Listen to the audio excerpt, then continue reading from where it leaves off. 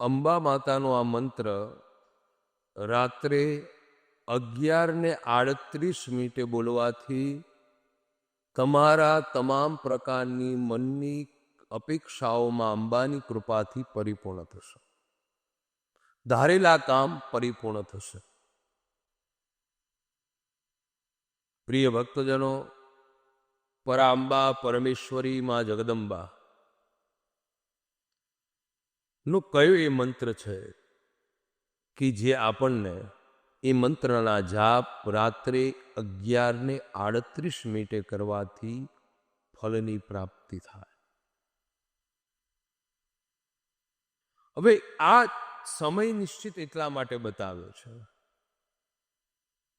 માનું નામ તો દરેક સમયે, દરેક ક્ષણે, દરેક સેકન્ડે, દરેક પળે આપ લઈ શકો, પણ રાત્રિનો સમય કેમ જણાવ્યો? કે રાત્રિનો જે સમય છે, રાત્રિના સમયમાં આપણું મન એકાગ્રતા ભાવમાં આવે ત્યારે એ જ મન ભગવાન સાથે મળે છે. રાત્રિ એકદમ શુદ્ધ વાતાવરણ હોય. રાત્રિના સમયમાં કોઈ પ્રકારનું કર્મની તમને ઉતાવળ ન હોય. દિવસે આપણે અનુષ્ઠાન કરવા બેઠા હોય તો 1000 કામ આવે. ઓફિસનું કંઈ કામ આવી જાય, અરે હરખો અનુષ્ઠાનની શરૂઆત કરી હોય અને માળા કરતા હોય ત્યારે કોકનો ફોન આવે, પાછા આપણે એમાં લાગી જઈએ, અનુષ્ઠાન રહી જાય સાઈડમાં. એટલે રાત્રિનો જે સમય છે, એટલે જ કીધું નવરાત્રિ, નવરાત્રિમાં અનુષ્ઠાન બતાવેલું છે. તો માં અંબાનો કયો આ મંત્ર છે?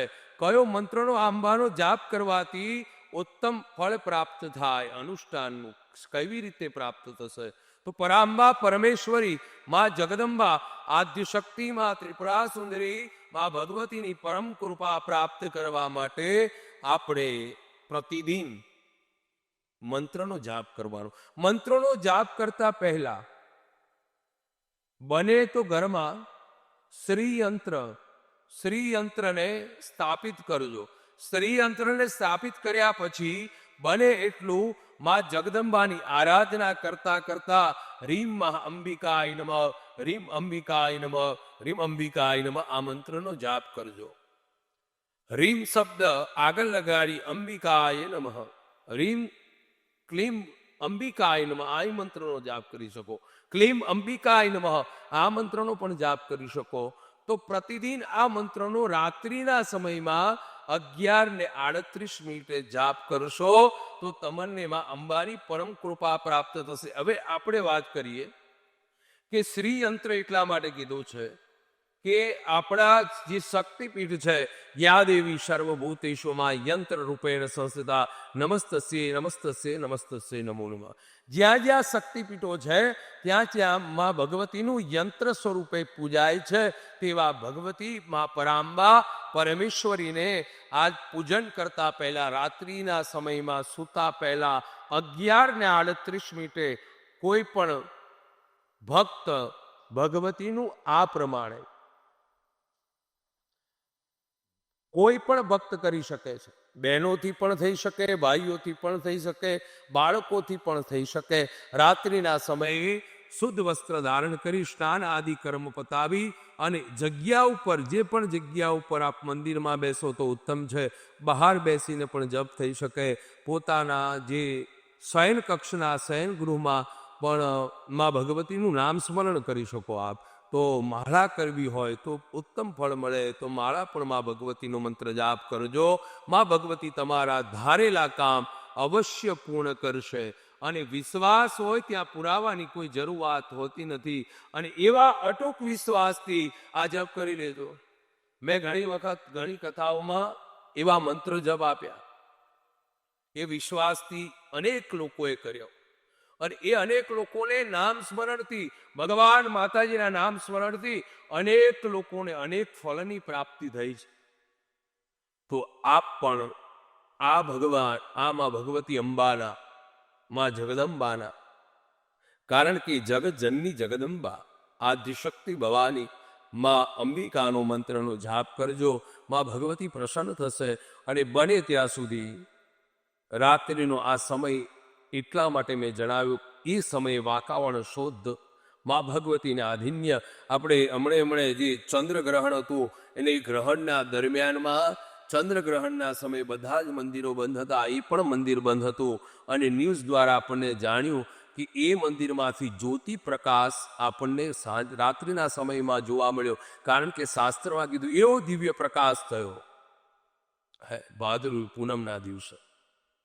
દિવ્ય પ્રકાશ માતાજીના જે ગર્ભગૃહ છે તેમાંથી દિવ્ય પ્રકાશ બહાર દેખાડો. વિચાર કરો કે માં જગદંબા આદ્યશક્તિ ભવાની અનેક જણના કાર્ય, અને આ જે કાર્ય છે ને બધા ઘણા લોકોએ કરી ચૂક્યા છે. ઘણા લોકોને ફળની પ્રાપ્તિ થઈ છે, ઘણા લોકોને ઐશ્વર્યની પ્રાપ્તિ થઈ છે, ઘણા લોકોને સમૃદ્ધિની પ્રાપ્તિ થઈ છે. તો વાલા ભક્તો, આ પ્રમાણે ભગવતીની આરાધના કરજો. ચોક્કસ માં ભગવતી તમારી ઈચ્છા પરિપૂર્ણ કરશે અને શુભ ફળની પ્રાપ્તિ કરાવશે. તો શાસ્ત્રમાં બતાવ્યું છે એ પ્રમાણે વિશેષ માહિતી પ્રાપ્ત કરવા માટે નીચે આવેલા નંબર ઉપર આપ કોન્ટેક્ટ કરી શકો છો. જ્યોતિષ લગતું કાર્ય માટે દેવી ભાગવત, શિવ પુરાણ, ભાગવત, શ્રીમદ ભાગવત સાથે વાસ્તુશાસ્ત્ર અનુસંધાને જે પણ કામ હોય એની માટે પણ નીચે આવેલા નંબર ઉપર કોન્ટેક્ટ કરી રૂબરૂ મળવા માટે નીચે આવેલા નંબર ઉપર કોન્ટેક્ટ કરી યોગ્ય સમય પ્રાપ્ત કરી આપ રૂબરૂ મળી શકો છો. તો મા અંબા ભગવતી, મા ત્રિપુરા સુંદરી, મા અંબિકાનો આ મંત્ર છે, આ મંત્રનો જાપ કરજો. અવશ્ય 11:38 રાત્રિના સમયમાં આ મંત્રનો જાપ કરશો તો મા ભગવતીની પરમ કૃપા અવશ્ય તમારી ઉપર પ્રાપ્ત થશે. પ્રિય ભક્તજનો, પરાંબા પરમેશ્વરી મા જગદંબા નો કયો એ મંત્ર છે કે જે આપણને એ મંત્રના જાપ રાત્રે 11:38 કરવાથી ફળની પ્રાપ્તિ થાય. હવે આ સમય નિશ્ચિત એટલા માટે બતાવ્યો છે. માનું નામ તો દરેક સમયે, દરેક ક્ષણે, દરેક સેકન્ડે, દરેક પળે આપ લઈ શકો, પણ રાત્રિનો સમય કેમ જણાવ્યો? કે રાત્રિનો જે સમય છે, રાત્રિના સમયમાં આપણું મન એકાગ્રતા ભાવમાં આવે ત્યારે એ જ મન ભગવાન સાથે મળે છે. રાત્રિ એકદમ શુદ્ધ વાતાવરણ હોય.